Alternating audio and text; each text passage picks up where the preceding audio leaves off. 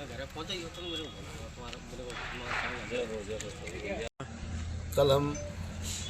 हमारा कार्यकर्ता है CBO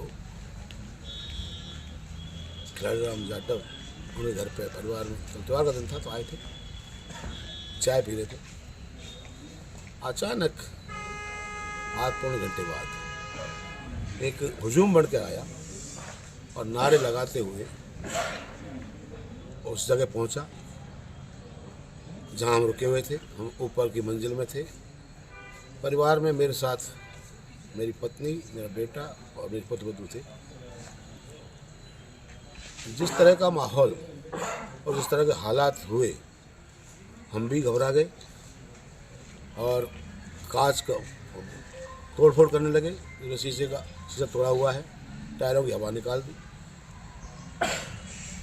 हवा में लहराते हुए गोली चलाई, फायरिंग की और जिस तरह की बातें और हाथों में पत्थर लिए हुए थे, इसे लगता था कि ये निश्चित रूप से आज उनको मारकर छोड़ेंगे। कितने लोग थे सर जी? लोग होंगे 20-25 लोग। और फायरिंग करने में कितने लोग थे सर? फायरिंग करने वाले वहाँ फायरिंग हुई थी तो हमने केवल सुनी थी, वही फायर की आवाज़ है। मेरा अगर PSO नहीं होता तो निश्चित रूप से कल बहुत बड़ी वारदात अंजाम होती। ये मेरे जो परिवार के लोग थे, जहाँ मैं गया था, राम खिलाड़ी के परिवार के लोग, ये भी सब बहुत भयभीत हो गए, तकलीफ में आ गए। और जिस तरह से दरवाजे पर लात और पत्थर मारे गए, ऐसी स्थिति में मेरे PSO को ये रिवॉल्वर निकाल कर ये चेतावनी देनी पड़ी कि अगर किसी ने भी दरवाज़ा तोड़कर आगे बढ़ने की कोशिश की तो मैं आत्मरक्षा के लिए, साहब की आत्मरक्षा के लिए मैं गोली चला दूँगा। शायद उस बात को से वो धमकने के बाद में ये रुके, वहीं रुके रहे। तब तक क्या नाम है, जो SHO सरमथरा और डिप्टी सरमथरा को सूचना कर दी गई। बहुत त्वरित गति से SHO सरमथरा पहुँचे, तो बाद डिप्टी पहुँचे। मेरे से पूछा गया कि भाई आपका हालचाल ठीक है, किसी कोई चोट तो नहीं आई, और सब बात पूछ के उन्होंने कहा भाई आपको अब हम पहले सुरक्षा के हिसाब से बाहर निकालें और ये आपके लिए ज़रूरी है कि हम आपको वहाँ तक छोड़ के आएँ। तो जो हालात थे, ये लोगों ने पूरा जाब्ता था, मुझे मेरे परिवार को लेकर आए, दोनों गाड़ी में बैठाया। हम उस टूटी गाड़ी में जो कांच फोड़ा हुआ था उसको में हम गए, हमको बाहर तक निकाल कर डिप्टी साहब हमको छोड़ के आए। और जो वास्तविक स्थिति थी, लोगों की पहचान हुई क्या सर?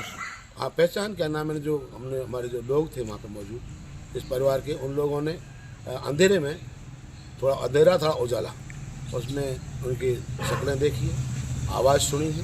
वो एक ही कुटुंब परिवार के लोग थे और उन लोगों का वो मेन मकसद था, जिसमें मैं चुनाव लड़ रहा हूँ बसेड़ी से विधानसभा का, और संजय जाटव भी चुनाव लड़ रहा है। शायद या तो ये कि बौखलाहट हो गई हार की वजह से, और ये इतनी हुई है कि आर पार की लड़ाई लड़ी जाए, इसको खत्म कर दिया जाए। लेकिन सर जानमाल का खतरा हो सकता है क्या आपको? जानमाल का पूरा खतरा है। ये मेरे परिवार के लोग सहमे हुए हैं, रात भर नीचे नहीं उतरे और दिन भर इन लोगों के साथ ऐसी स्थिति थी कि क्या नाम है, जो जा नहीं सकते।